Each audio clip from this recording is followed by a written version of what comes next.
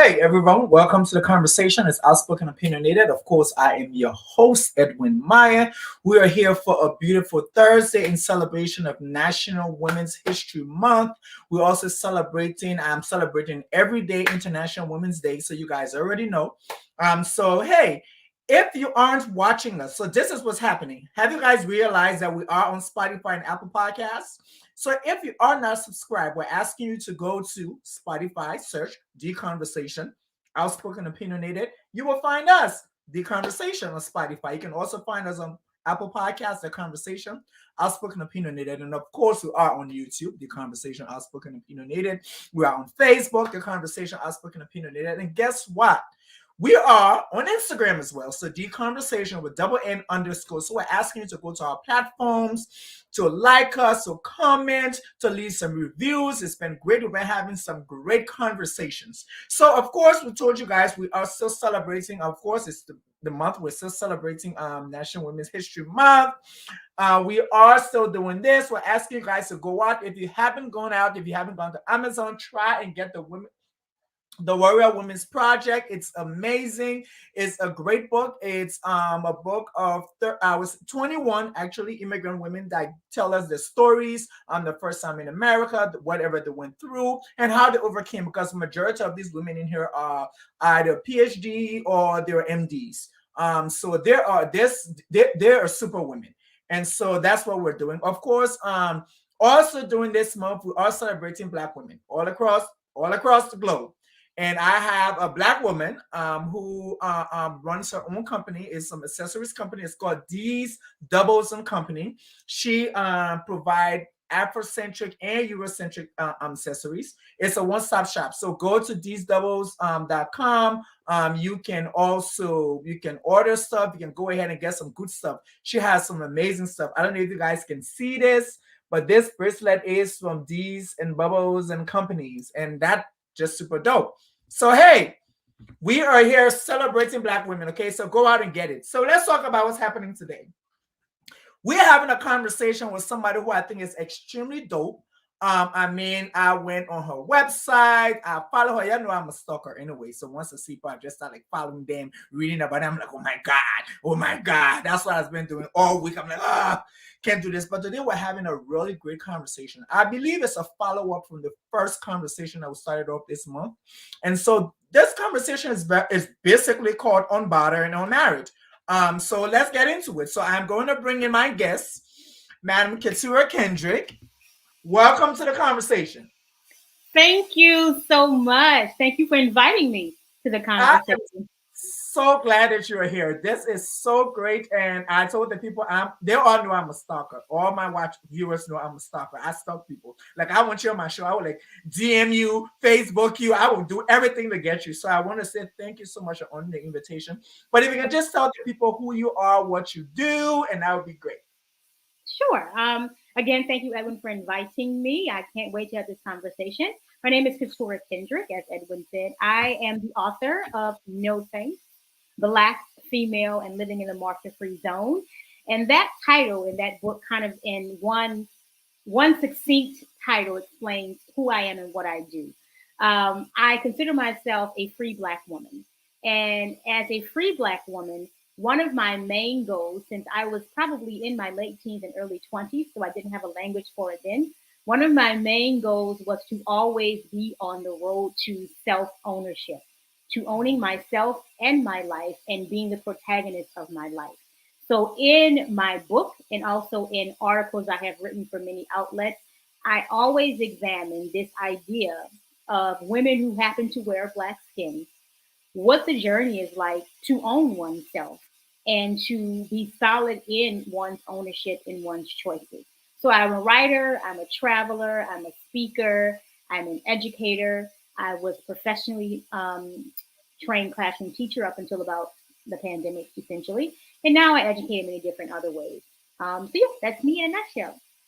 Awesome, amazing. And I think your works, the works that you've done speaks for itself. Your book, all your other publications, they're amazing. And so I had the opportunity to read the article on Unmarried and Unbothered, Black women who prefer autonomy over marriage. And so I was like, oh, Okay, let's have this conversation because I always have these conversations in my head. And my question is, why is it that when a woman say that she doesn't want to get married, people have questions? Why can it be okay? That's an excellent question, and I've asked myself that question each time I have said in my life, I don't want to get Mhm. married. I think people are confused because marriage is often framed, especially for women, especially for Black women, it is framed as a prize. It is Mhm. framed as the most concrete and consistent evidence that you are worthy of love. And if you are a heterosexual Black woman, especially in these United States, it is framed as proof that you are not one of those Black women, the ones that find it hard to find a man because you too much of this or too little of that. Now, in the history of marriage, I think it was a prize. 100 years Mhm. ago, if I was not chosen by a man, I could either be probably a prostitute or a burden to my parents until I died. Mhm. So, given the fact that we are in a modern era where the prize and the very practical benefits of having a man choose you, because once you left your parents' house, that was the only place for you to go was to your husband's house.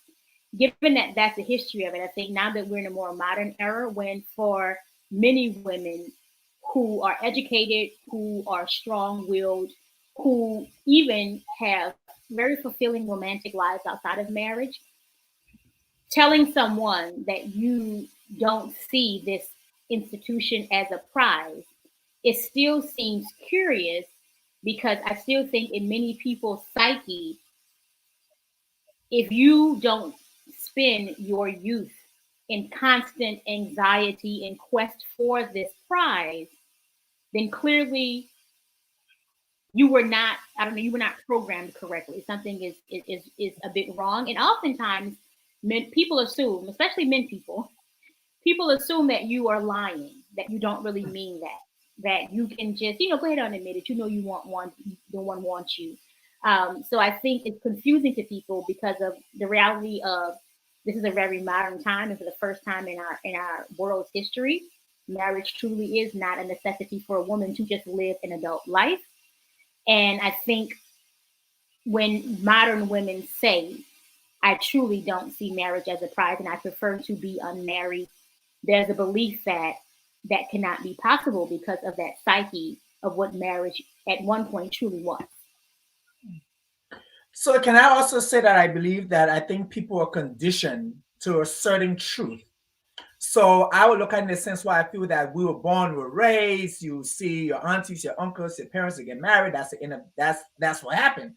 And so when you meet somebody, and I've had a conversation. I have a friend who she doesn't want to get married. She doesn't want to marry. She want to have kids. She enjoys her life. And we have these deep conversations because I ask her all the time, how are you able to deal with this knowing that at the end of the day, there is a possibility where you're going to be alone?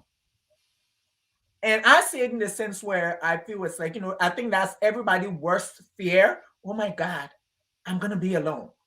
So I don't know if we can touch on that, just talk about that and see, what is it? Is it a thing? I think most people are afraid to be alone. Oh, most definitely. It's interesting. Where that I think it's a pretty obvious belief system comes into play most recently. I don't know if you were following the most recent Twitter drama when Jason Momoa went back to Lisa Bonet. They split up, Yes. Yeah, it's and, split up. Yeah. and Twitter was like, "Oh my god!" And then like a month later, Jason came back to the apartment. What Mhm. I saw or the house, on apartment, they definitely don't have an apartment. They probably have several houses. So what Mhm. I saw a lot on Twitter were people saying, yeah, I know he was out there for a month and was like, oh, I don't want to be out here. Let me go and make this work with my wife, because you don't want to be out here in these dating streets. And what I found interesting about that conversation was there's more choice in life to stay in an unsatisfying relationship or date. You can do neither. So Mhm. essentially, what the Twitter universe was saying was, I would do anything within the realm of reason, and that realm of reason is quite broad, to not be with me. And I simultaneously will spend my life looking for someone to be with me who I cannot be with. So I think you're very right. I say the framework for the framing for marriage of women is it's this carrot that you should spend your life chasing from a man. Here, I got a ring. No, I don't. Here, I got a ring. No, I don't. You want a ring? No, you can't have it. But underneath that is a very real reality that to be unmarried means to have an extended adolescence where you have nothing. You have no one. And the reality for me and all of the women who I consider my really good friends who often just happen to be single, not some because they choose to be, some because of circumstance. They've never been presented with an option where it was worth it. The reality for many people who are not married is we are not alone. Some of us may be alone romantically. Some of us may have several arrangements. I know that's right. Just because they don't result in a ring from one dude does not mean that we are even romantically alone. We may not be married. We may not be partnered in the way that we think of partner, but it doesn't mean we are romantically alone. And even those of us who may go through long stretches of being romantically alone, I always say, I didn't come into this world some alien board. I have a whole ass family. I have friendship networks. I have a faith community. I'm a practicing Buddhist, and I'm very actively involved in my Buddhist organization, the SGI. I literally, if I did not create boundaries, every day of my week could be spent with people doing something meaningful. But I think in many people's heads, and I think for many women who end up getting married, sometimes to men who are not the best match for them, in their head, there is this vision of what it means not to be partnered. And that vision in their head creates a sense of fear and unworthiness. And because popular culture and mainstream media has never really shown us really what it looks like to be alone in the way that's satisfying, but we have a plethora of media to show us what even being sort of happily married looks like. Every single women friend show is really not about single women. It's about women biding time with their homegirls having brunch until the one comes along. So we never see what it looks like to be a 46-year-old woman who needs a pretty good reason to have some man living in her house every day. It has to have a very compelling reason to do that and enjoys the company of men, but would prefer not to be legally bound to one until death or divorce ended the union. And we don't know what that woman's life looks like because all we see are either women who said they wanted it, but then by the middle of the movie, the magical penis comes in and she's realizing she was wrong all along. Or we see a bunch of single women who are having their brunch, going on their trips, and there's always these agonized and these anguished looks for the one, and then they all get the one, and they still get to be friends, but clearly they were ladies in waiting, and the whole series is us watching them wait while drinking mimosas. I like that you said that because I think again, I was reading something online the other day, and they were talking about the how to put it, the caption when it comes to social media, what social media has done. Social media has literally created this infrastructure where people believe that if I'm alone, I'm not worthy enough. If I'm alone, I'm not cool. I'm not gonna be able to go out, or I can't have fun, and I can't do this because I need to go with somebody. I need to go out and and bring somebody with me. Even if I'm going to go online and find somebody and pay them for that night because I'm going out to this dinner with my friends, I need to do that. So I think for me, it's like social media, the entire social media, all of them, all these little things, they have created this space where people are literally living these fake lives because they want to meet up to these expectations of people who really don't care about them. And I think also sort of creating fictive, basically these lives of these influencers or whatever. I heard yesterday that there's apparently a motherhood influencer Instagram, like baby Instagram, where you make all of these wonderful images of you and your baby and how wonderful it is being a mother. I think what I look at it as is they are the social media versions of reality TV shows. So you take the idyllic version of what it means to do adulthood well, having a Yeah. good job, looking fly, being able to afford the niceties of working Mhm. on somebody's plantation, nice house, a nice car, whatever, and having the nuclear family, et cetera, and et cetera. So, and you basically create all of these scripted realities around this fictive life of adulthood, right? And so I think what a lot of social media people who have certain brands do is create this narrative, because their whole brand and their whole mission is to sort of to spread this message, and it just Mhm. becomes this thing where for me it sometimes feels like, is this really you're just sharing your life, or are you basically like Portia on Real Housewives of Atlanta, like it's a version of your life but kind of not. Like, it's your job. Like, it's sort of like the modern day soap operas, except it's with real Yeah. people. Like, it's your job to sort of create this idea of what it means to have a blended family, or what it means to have go through a divorce and try to co-parent. And while it can cause some meaningful conversation out there in the real world, most of all, it's just like, but at least with Young and the Restless, we knew that was all fiction and extra crazy. But you kind of playing like it's not, but it is. Yeah.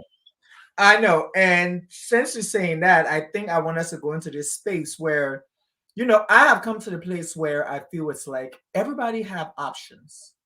And we've been blessed to be part of this world. We've been blessed to participate in this world. And we have options. And I really want to talk about the fact where I think there are guys who even fall in this space where when the guys say, it's my option and I chose not to be married. And I don't want to be married. And it's like, well, something's wrong with you. Well, the first thing everybody runs to when it's a guy is, oh, he's probably gay. Oh, That's the interesting. first thing. Yeah, for a guy, Oh, like if I know multiple guys who have said that, and the first one said, "Oh, is he gay?" I'm like, but if he gay, it still doesn't make a I just difference. thought they would immediately go to, you must be a player and you're No, immature. that's the first thing they would say. Be like, oh, something wrong with it. I'm like, why can this person make a choice?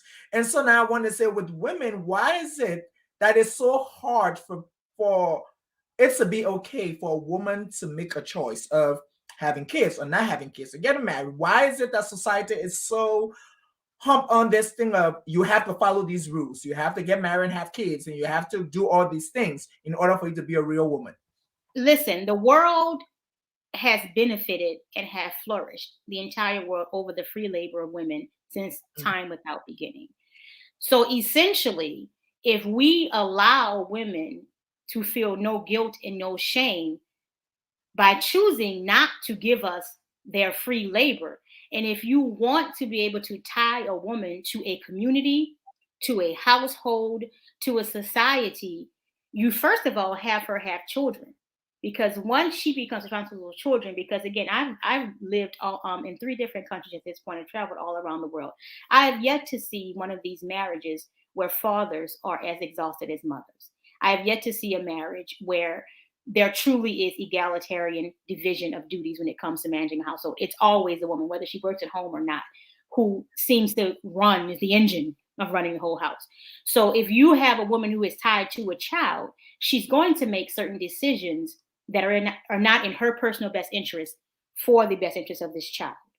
If Mm-mm. you tie her then to a man, there's a whole body of research that continually says that men benefit much more from the life of a marriage than women do, because women are often again making these choices to make a man's life easier, to help him thrive. I think the term is build a man up, or whatever they call it. So if we become a world where women truly do not feel obligated to be in service to us, well, what's going to happen to our communities? We going to expect them to do shit? Oh, absolutely not. Absolutely not. We can't just have a world full of women who have the agency, their sexual agency to give it out when they want it and how they want it, without worrying about if they will be perceived a certain way to get a ring. Because if you don't want a ring, then you just do whatever you want. Mhm. If I can't dangle this carrot of a ring in front of you when you 20, 30, or 40 and beyond, then what's gonna tie you to me? So if you start telling me things about what's not working with our relationship, and I ain't got this ring to dangle in front of you, you can just leave whenever you feel like it. I don't have a kid here who you have to consider to deal with me in this relationship, so you can just leave whenever you feel like it. And how will we get your labor? How we get your free labor if we don't tie you to these things? So I essentially think that the reason why it's often harder for women to make this choice, or there's often more pressure, is because the world has benefited off the backs of women who were tied to community through children and husbands. And so I see people commenting, so I'm just going to tell them this. We are not against marriage.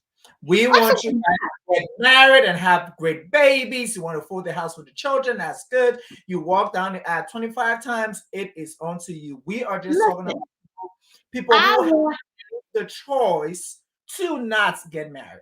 So that's what you guys I are about. want, I want for every woman the life I have for myself, a life that is tailor fit for her, where she That. can look in the mirror and say, "It is well with my soul."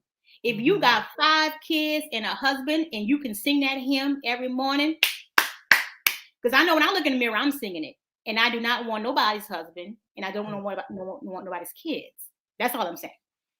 And that's important because I think that the main important thing is you have created a life that is tailored for you. And my life that I created for me cannot work for you. So when I am okay with myself, I have found my wholeness and I'm okay with me. I love to hang out with me. I love to do things with me. And there is this thing where they say, if you don't love yourself, how you can love somebody else? And the only way somebody How can love you you, expect somebody else to love you? That's what kills me about exactly, if you love yourself. you And and the mere thought of being with you, but you expect somebody else to be like, how that's gonna how I that saw work? that on Instagram the other day, and the quote was, "If you can't marry yourself, why you expect somebody else to marry you? Why? Because you can't even stand yourself. Why you want to put somebody else in that drama?" But anyway, yes. So to the commenters, we want to put that out there. We are not against it. We're just talking about people who have made the choice to not, and we also need to respect that because guess what? That's them. That is their body. That is their life. So let's go to the great article before somebody get me turning saying something I'm supposed to say. That's the article, Unmarried and Unbothered, Black women who prefer autonomy over marriage. Why? Why that article? I wrote the article because I think, as a woman who has known since she was a young woman, that her life would probably be one where I feel like I'm single at heart. I enjoy my own space, my own company. And while I have been in love and I have been in relationships, I never dreamed about being a wife and having a marriage. And my whole entire womanhood, I'm 46 now, I kept encountering in conversations with friends, of course, in media and in the conversations and discussion around singleness and marriage. I kept encountering this narrative. Either it was, oh, the sky is falling and crumbling because these middle class educated Black women are not being partnered. And a derivative of that was all of these Black women who were saying how they're trying to make peace with it. Like, I wanted Boaz, and maybe he won't come in the shape that I thought he was. I'm trying to enjoy my life now. Or I wanted Boaz, but I'm beginning to see my life is not so bad. What I didn't see were women. I didn't see enough of women who literally said, I don't I don't want a Boaz. I prefer a life where I have control over my decisions, both financial, employment wise, emotional. I have control over my life, and I am basically the protagonist of my life. And I don't sit up at night on the cusp of 40 panicked. I wanted to see women who, even if the terms of marriage were more agreeable to an educated a woman, just is single at heart, doesn't see it as something that's a structure that works for her. And I knew those women were out there because one of my book, I had many author talks where women, both married and single, said, yeah, that's exactly how I felt. And I don't understand why there aren't more stories like this. So when I wrote the article, it was to sort of further that conversation after having discussions with women when my book came out, where I was like, so I'm not crazy. This is not just me sitting in my apartment thinking up these ideas, that there are many Black women who don't feel like it's a loss. Like, some of them are not against it. If they were presented with the right opportunity, they might take it. And some are Yeah. just like, I've been presented with the right opportunity several times and still didn't take it, which is why I came to the conclusion I don't want it. And I wanted to see what was the thinking behind Black women, because one of the women who I feature in that article is 63. Mhm. And she says, yes, I didn't regret it in my 20s, 30s, 40s, 50s, 60s, and I don't regret it.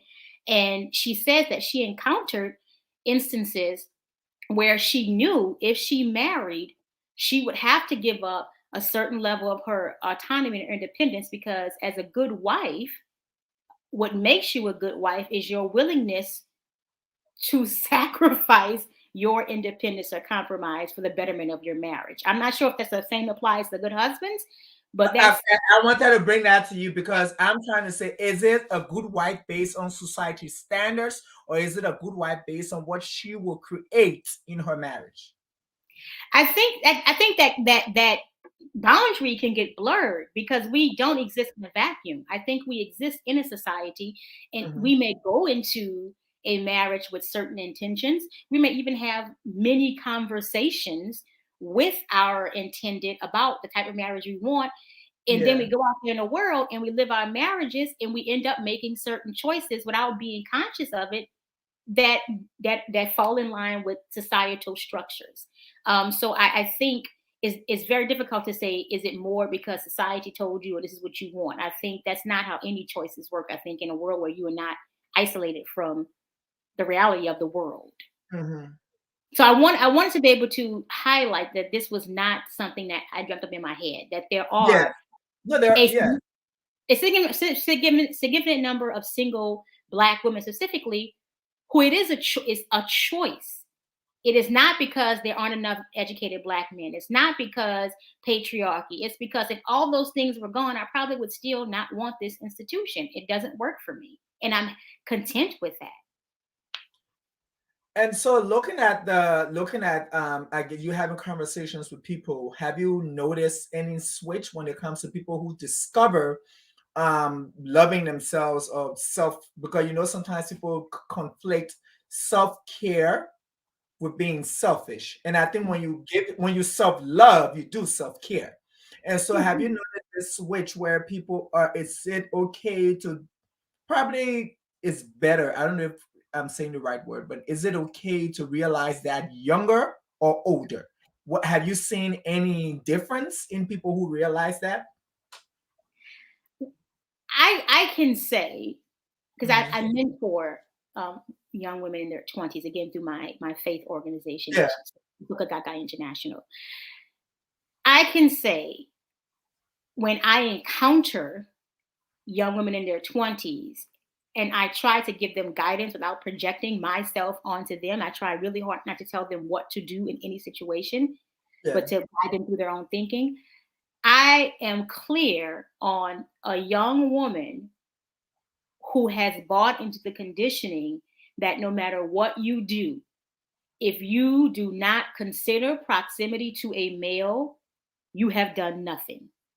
So Hmm. a young woman who has is further to buying into that condition, I'm worried about her because I will see her, and I have seen young women allow themselves to be exposed to a ridiculous manner of emotional and spiritual violence for that proximity. A lot of women, just like most adults, it takes you a while to go through the whole young adulthood, to have experiences, to figure out what you truly believe as opposed to what your parents sort of taught you and what you thought was right because of your little small world in high school. It takes, I think, a lot of women, 20s and 30s, maybe mid to late 30s, to really understand I am my best thing, right? Mhm. I just know, and I don't know if I answered your question, but I just know the earlier a woman can unpack and reject the conditioning that we aren't honest about is rampant Mhm. throughout all strata of society. The earlier she can unpack and examine and reject that conditioning, the better off she will be. Mhm. And the less Yeah. violence she will allow herself to experience Mhm. because And you, oh yes, you definitely answered the question because I think so. I was having a conversation a couple of days ago with some friends, and this came up in a sense where we all, you all grown, you evolved, you made mistakes, and so you reach a space in your life where it's like, you know what, I am not going to give anyone the ability to tap into my emotional space. mm, So at this space where I'm in, I'm not saying, and I think that's where a lot of people get this like, oh, well, then she don't want to get married or she don't want to. No, and I think as a person is what they're saying is like, no, I'm fine if I find somebody and if it's going to work, it's going to work. But I'm not gonna give anybody the opportunity to mess with my emotions. So I'm gonna guard my emotions to make sure that hey, if you are coming in, you are coming in. If this is going to work for us, if there's a situation, it's going to be a situation. And both of us are going to decide if we want to take it to another level. And that's why I want to talk about because I feel it's like the way society and culture created stuff is we are so I've seen, you see videos and stuff like that where you see women who do go and propose. We badmouth them.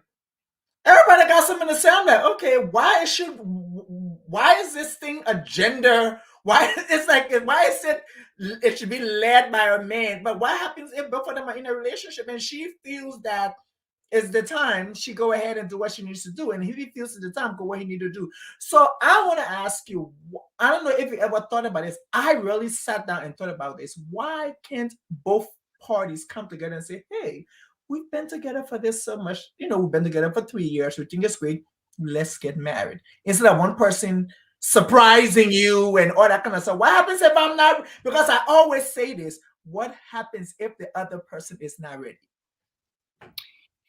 that's a good question. I do think I wish more people, and I can't say this in the general sense because who knows what's happening before someone proposes. I always Yeah. say I don't do relationship goals on random couples because no one knows what's happening in that relationship except those two people. So Mhm. I think in general, I'm going to assume that couples are having these discussions, but the whole big public dramatic proposal is again another Uh, off of social media. Like everything has to be, staged and made a big deal. What I often say is Western culture, particularly I'm going to speak specifically to American culture since that is my area of expertise, having been American for 46 years. Um, I often think what American culture approaches marriage in a way that explains why so many of us fail at it. So there is an over reliance on romantic love as a driving force for why we should be married. And here's what I know about love, having been in love multiple times and in some really intense light, even more times. Romantic love is fickle as hell. mhm. It is fickle as hell. So if you are going to sign this legal document called a wedding certificate, a marriage certificate, Mhm. and you don't approach it in a similar fashion as when you sign your employment contract, then you are probably setting yourself up for either a very difficult and tumultuous marriage or one that won't work. Because I think it's an institution for a reason. And although, and here in the West and many other cultures, we've decided that we want married people to be in love, that is a good base. And I agree, it is a good base. Romantic love is a good base. I wouldn't consider a marriage if I were not in love with the man who was asking me. But I think a lot of cultures tend to have made this institution work longer, especially in modern society, because it's approached with more reason and not just, I love you, and therefore I want to sign this document. So I think most people would be wise. The whole proposal thing, I am one of those people who I don't feel it's some sort of feminist win for a woman to propose, because again, the way marriage is framed, the man holds his carrot. So basically, women proposing on these IG and Twitter and TikTok things. So now he even got to put a carrot in front of your face. You got to go and actually bring your own carrot. What I would find revolutionary is if the man still got down on one knee and confessed his love, and the woman said to him, I love you as well, and I also have some questions. That's what I would find revolutionary. And so talking about, I've seen this video where the girl actually said no, where the guy he staged this whole big thing, and she said no. She said, I don't think you're ready, and I'm not ready.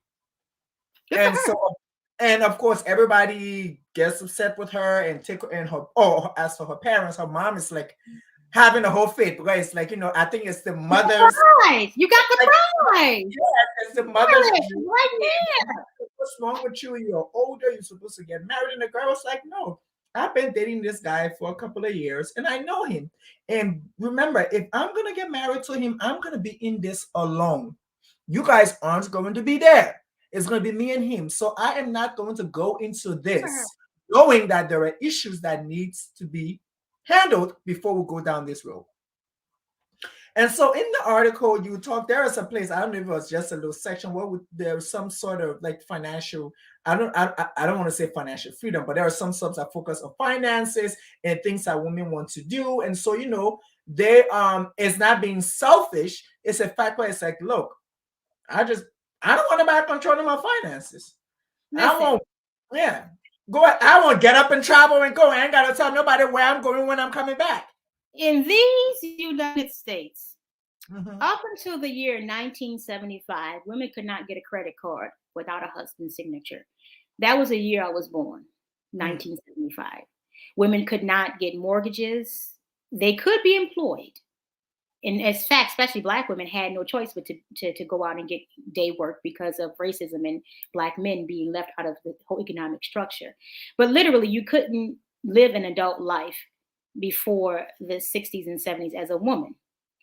Why, in the name of all that is reason, when I can literally live the life of an adult, why would the benefit of having you as a second income, which is not a bad thing, but if that is essentially all I'm getting from the practical portion of it, and I can get that for myself, again, you need a very compelling reason to present to me to legally bind myself to you in the duties of a wife that makes it worth my while. And your second income is nice, but I have spent 46 years living a life I find absolute joy in, where it's not perfect and I can't get anything I want, but I literally just spent 2 months in 2 other countries. I'll be going to another country next week. I own my own home. I have a retirement plan. I help my nieces and nephews with some of their goals because I feel like your parents have raised you. Don't go to them for money coming. So I have all of that, right? The idea that, and there are many women for whom this is not an issue. But again, as a person who is single by heart, the idea that it should be a prize for me to financially hand over my financial life to someone else is ridiculous.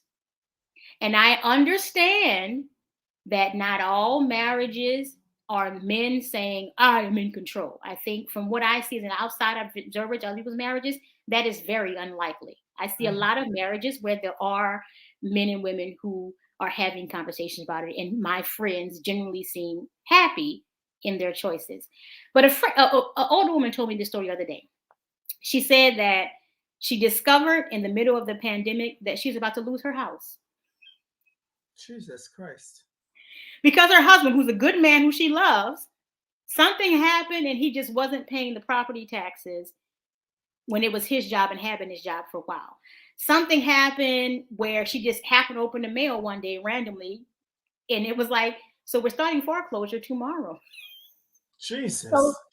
so she went to talk to him like, what is this? She didn't go into specifics because again, if you're gonna keep a marriage for 20 years, you're probably gonna keep it by not just people all your business. She didn't go Yeah. into specifics, but she explained to me that he literally apologized. He was so upset and there were things going on and it kept getting out of hand and he didn't want to tell her and whatever. So she solved it. They had the money. She had to Mm. pay extra fees because of the lateness. So they solved it. And so while she's telling me this story, I'm thinking to myself, and this is what I'm talking about. Again, I'm sure that there were 5 or 10 times more positive things that that man has done for her financially, emotionally, spiritually than this one thing. Because he's a human being above every all. Exactly. Right? I'm sure that there are many amazing stories. She's been married to him for over 20 years for a reason. But I'm thinking this is again why I prefer to have ultimate autonomy and control over my finances. One of the women I mentioned, who I wrote about in that article, said she married out of fear. Mm.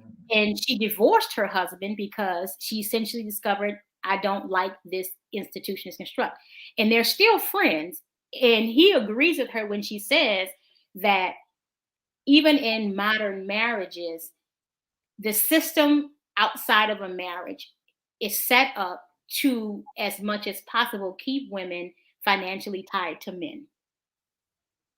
To keep them burdened by that, she would not have married her husband if she weren't in a financially rough place. She loved him, but a lot of that marriage happened out of fear. I have had women tell me, I grew up in the church and I also spent my early 20s and 30s struggling financially.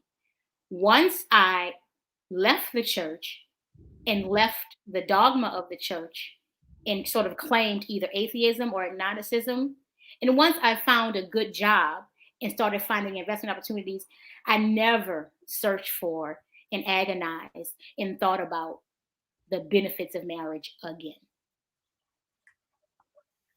So, and I liked what you said because I feel it's like, and I would just put it the church or society or whatever. There is this pressure.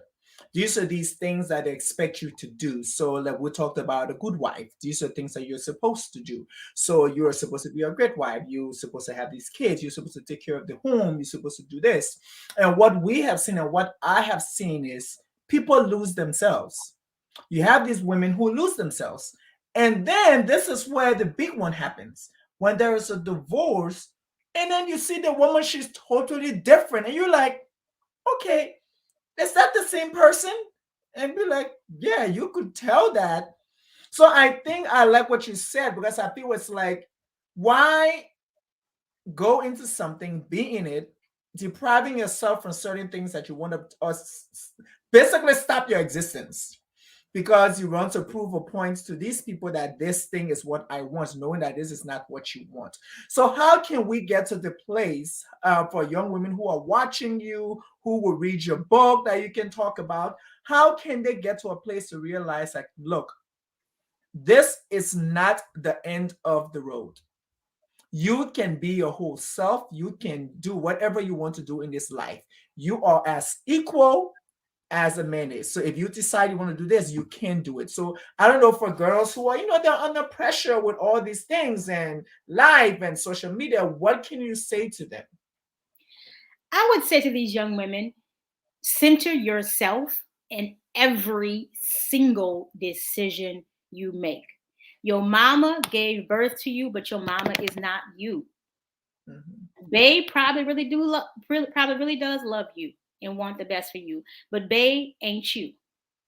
And one of the things that people are good at doing, especially people who love you, one of the things people who love you are good at doing is convincing you that their anxiety, their personal agenda is really about your best interest. Because Mm. if you say to these people, I'm actually perfectly fine. I don't have a perfect life, but I'm happy with my day-to-day experiences. I'm enjoying being able to figure out this life thing on my own, and I don't even know if I really want to be a mother. I don't really know if I want to have a marriage. I don't even know if I want to go down this very traditional route of a traditional job, but I'm good. If you say that and people question you, they are trying to bully you. And I don't mean just a simply, girl, you show, because they want these things, right? Because it's hard to live outside of your perspective. So just a simple, girl, you show, is not necessarily bullying. But if you're repeatedly called on to explain the words that came out your mouth that formed in your head, them ain't your people. They could be your cousin, and it could be your mama. They could be your boyfriend who you feel is your rock. If they are repeatedly questioning you, the person who knows and owns your brain, who has lived your every single experience up to this moment, they're repeatedly questioning you. They are trying to bully you. Even if they don't realize that's what they're doing, even if they don't use those words. So I would encourage young women to develop a sense of self where they listen for their voice. And they allow themselves to hear what their voice sounds like, because there will be so many people who truly do love them, who will be screaming for the explicit purpose to drown out their voice. People project all the time. Oh, yeah. When they ask you, I don't think that's in your best interest. What they're saying is, I don't know if I would do that well. And furthermore, what some old women are saying is, how dare you? How dare you be a different type of woman that I didn't know was an option? That's what some of them say, and they will never admit that, right? So truly focus on centering yourself and being able to identify what is your voice and what is your true desire, as opposed to what your mama, your pastor, your friends, your babe, what is their voice? And it may be that sometimes those voices match. It may be that sometimes what your mama and your babe and your friends want is exactly what you want. But ain't nobody gonna live your life but you. And when you make mistakes that you regret, ain't nobody gonna help you fix those mistakes but you.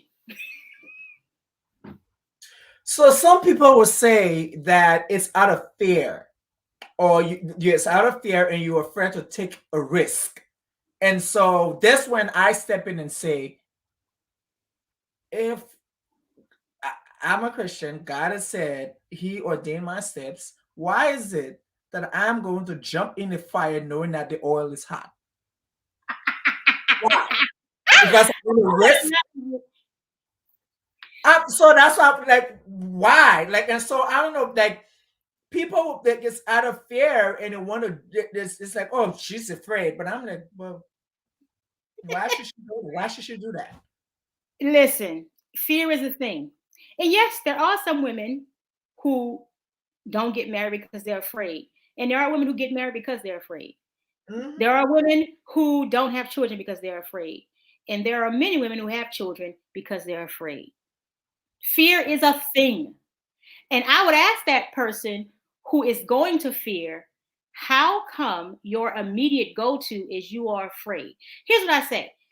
People love traveling to Europe, right? I'm indifferent about Europe. I've traveled to about 16 African countries. I travel a lot in Southeast Asia. If I were to say, I'm not just interested in going to Italy, would your immediate go-to, oh, you must be afraid? I have seen the pictures of my friends in Italy. They look like they're having a great time, wonderful. I have gone to Bali.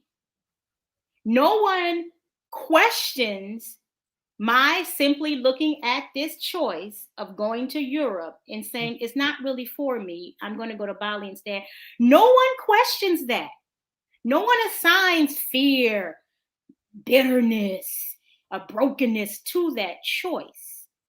When I say the same thing, I look at the construct and I've seen what it means to be married. And I'm clear that there are like a million laws, tax laws, that privilege the married. I know what the benefits are, people. I know the tax codes. I can do math. 1 + 2 incomes. Bada boo, bada bing. That's more money, right? I get that. I looked at the construct. I have seen marriages play out again from an outsider's view, and I'm clear it's not a great option for me. I'm even saying that you can convince me. If you want to do marriage the way I want to do it, we can talk. But people tell me the way I want to do marriage sounds a lot like being a single woman with a babe. So therefore, Amen. And problem solved. it's interesting to me that that's the immediate go-to. You are dismissive. You hate men. You are bitter. You are afraid. But yet, no one questions women who are dreaming of their weddings in 6th grade. Like, for why? No one questions that. She could be That doing is it. so wild for me when someone said, "Oh, I knew about my wedding since I was 10 years old." I'm like, at 10? It's Why are you fine, sis. lying? I Why? was dreaming. Listen, I was dreaming about living in New York when I was 10. Okay, fine. But why are you questioning me for looking at a construct and saying that's not going to work for me? I'm doubtful. And if someone offers it to me, I can have a conversation about how I want to do it, and then I might consider it, but it doesn't look like for me. And immediately it says she's afraid. Mm-hmm. Fear is a thing. People make choices based on fear all the time. Okay. Yes. Yeah. There are some women who don't get married because of fear. And there are many women who get married because of fear. So what's your parent? What is your parent? Somebody posted this, one of my friends posted this and said, women who say that they don't want to get married or they don't want to remarry is because they were hurting, they were bitter. And she said they were bitter. And it was for a female. And of course, that's when I jump in. So I hate when I see another female trying to say negative things about, I'm like, I jump in and I would say, why can't it be okay that a woman don't want to get married? Why can't it be okay that she Europe and they saw how much the pound was, they tasted the nasty food, and they decided, oh yeah, this place sucks. So essentially, it doesn't work for me. Got married, and they saw what that meant for a woman, and they decided this sucks.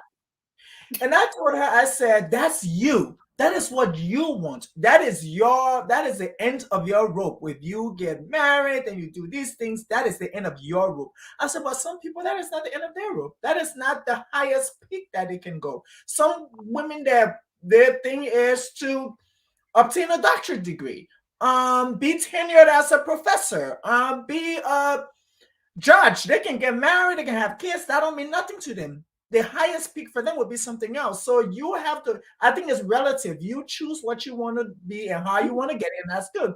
And so I think we had a back and forth text message, and at the end of the day, she's like, okay, I get you. And I told her, I said, no, the conversation is going to continue when we see face to face. Because that's what you're like, oh no, I got more. I got some more things. I got more because we need to sit down and railroad talk. Because now make me think. I want to have a conversation with you. I want to know where your head space is. Why are you thinking? For me, I said, why are you thinking so little of yourself? Why you feel that having a partner or having somebody with you is the best thing that can happen to you? Or why is that construct? Why isn't this the only way? In the year of our Lord 2022, why is this the only way to have a romantic partner in your life? You should not be alone. This is not a kind world. But why is your thinking that if I do not have a ring and a husband in my house, then I'm alone?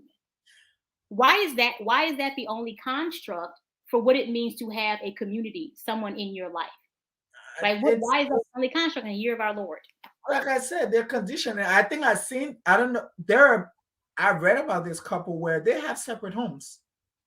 They're together. That was my first requirement. If you come asking me to marry you, and they have separate homes. You can let somebody else. There's set time when they can be, but at the end of the night, somebody got to go to somewhere because ain't go. And it works for them. And I'm like, create, like you said, tailor make yours. Let it work for you, because I heard that there is no marriage that is one size fit all. Everybody's marriage is different, so you create yours. And they smart enough not to talk about it, which is why we don't think that there are many different ways to do a marriage. Yeah. If you don't talk about your damn marriage, everybody. Exactly. But I know you have a book that we want to talk about that people can buy, where they can go, and all that good stuff to get a book. And just tell us a little bit about the book. Well, the book is called No Thanks, and it's a collection of personal essays. And I'm essentially talking about saying no thanks to three things. First, as we talked about here, children. I've been affirmed no on children since I was a child. And in addition to that, an indifference that is grown with marriage. No thanks to the Christian church and its construct of God. And no thanks to the United States of America. So it's about my experience traveling around the world, also being in this body with this ideology as a Black woman, and sort of what that looks like and the perception of me throughout the world. So it was essentially, it's funny you asked me about younger women, because in the preface, I actually am honest and say I wrote this book for myself when I was a young woman because I needed to read it and I didn't know I needed to read it. So I wrote a book about what it means to choose yourself, to have a strong sense of self, and to be unapologetic about it, and how I had no idea that was a huge thing that would cause me so much explanations, so much you were afraid, you're bitter, you're selfish. I had no idea as a young woman that this would be the recurring narrative I'd have to explain to people throughout my life. So it can be purchased at wherever books are sold. Most people do online now. So it is available on Amazon. I would humbly ask that you go to Bookshop to buy it because it helps independent bookstores. But if Amazon is easier, go right ahead. And it's called No Thanks. No Thanks, Black, Female, and Living in the Martyr-Free Zone. And it's okay, Black, yeah, No Thanks, Black female living in a martyr-free zone. Okay, check guys, out my website, KeturahKendrick.com, and you can get a link to it there. But anywhere books are sold, if you Google it, it'll pop up. And I just kind of request you use an independent bookstore through Bookshop, but Amazon is probably quicker and easier. So I understand if you do Amazon. So people, those who are watching, those who will be watching, those who will be listening on Apple Podcasts and Spotify, this was Keturah Kendrick. It was an amazing conversation. I think this conversation needs to continue. I will say it continue with like a focus group and a whole thing. I think this is great. I think this conversation is good. So definitely. I think this is good. I have some friends down over here. We're probably gonna work something out to get to see what we can do, but we need to focus. It was great talking to you, and I think you're doing very important work. Like I said, when you asked me to be on the show, I went back and looked at some episodes, and I think you're doing very important work and having very important conversations. And I thank you for the work that you're doing, and I would love to work with you and your crew even further. So I think it's important work that you're doing. We appreciate you. We said thank you. This is what I tell people. You will not believe how 60 minutes ends real quick, but we are actually done. So Jiggle. So Miss Kendrick, she's on Instagram. She has her website, Keturah Kendrick. Facebook, Twitter. Yeah. Everywhere you guys can go and find her, follow her. Go to get the book. Get the book. I tell you guys, get the book. And then this is what we're going to do, people. When you guys get the book, then we're going to do a book club. We're going to discuss the book. Then we're going to do a focus group about the book. Y'all already know me. That's what I do. I be finding stuff and get people involved. Yes, indeed. You are a stalker, but that's not necessarily a bad thing. Yeah, that's what I do. I'm like, find people. I'm like, I'm gonna find you. Like, where you at? Let's go. Website. Stop shaming stalkers. Not all of it's bad. No. I'm like, okay. I'm like, this is knowledge. What are you guys doing? This is knowledge. Just get this knowledge. So for me, it's like my light bulb goes up when I see something. Like, oh, okay. Because for me, I think it's always because I have these conversations in my head, and so when I see somebody who also, I'm like, oh, okay, so I'm not crazy. There is other people having these conversations. So that's why I want to say thank you so much for honoring the invitation. Thank you for being here. And people, Miss Keturah is about to leave us, but we hope to see her again. Bye. Have an amazing, and enjoy your trip because I know you're about to go again. Yeah. Bye. I try to take a break from America as much as possible. Okay, bye. Well, guys, I told you this was the conversation. Outspoken Opinionated. We had Ms.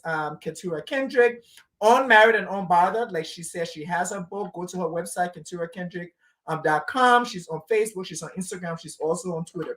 Go out, guys. Get knowledge. Get information. No, I think self-love is important. Go read that book.